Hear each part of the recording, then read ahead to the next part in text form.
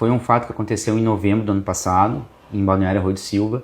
Um indivíduo, ao longo de uma madrugada, cometeu 2 crimes de estupro contra 2 vítimas diferentes. Ele, num primeiro momento, foi até a casa de uma das vítimas. A vítima, em razão de estar medicada, estava em estado de sono profundo e ele se aproveitou dessa situação para cometer atos libidinosos contra essa vítima. Então, em relação a essa vítima, ele cometeu os crimes de violação de domicílio e estupro de vulnerável. Na sequência, saindo dessa primeira casa, ele foi até a residência da ex-companheira, invadiu a casa da ex-companheira, passou a agredi-la fortemente com socos e pontapés e, na sequência, também cometeu o crime de estupro contra ela.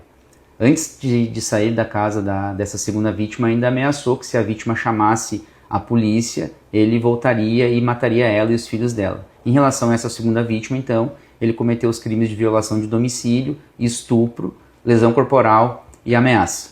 O indivíduo foi preso em flagrante logo na manhã seguinte dessas 2 séries de crimes, respondeu o processo preso e, ao final da instrução, foi condenado a mais de 30 anos de prisão. Especialmente em relação à gravidade dos crimes. O primeiro crime, o estupro de vulnerável. Por que estupro de vulnerável? Porque a vítima estava em estado profundo de sono.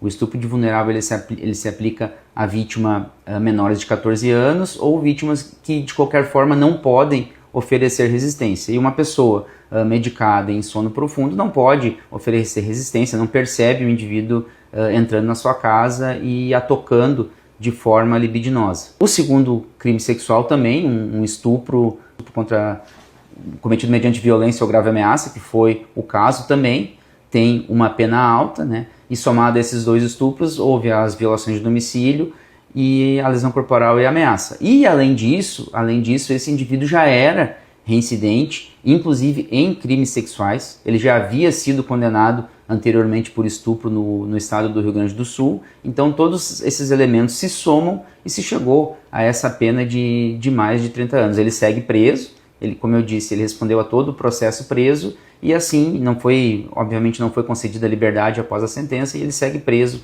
aqui no Presídio Regional de Araranguá.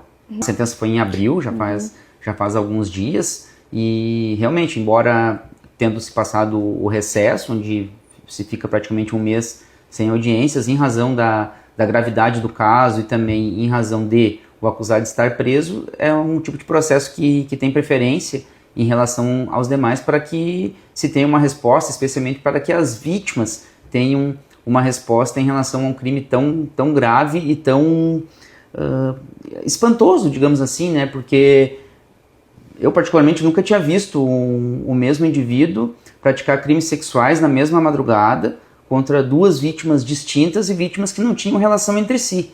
Invadir uma casa, cometer um crime sexual, sair dali, ir para outra casa e cometer um crime de mesma natureza, realmente é algo impressionante e a pena aplicada é uma pena justa para que se dê uma resposta adequada a um crime tão bárbaro.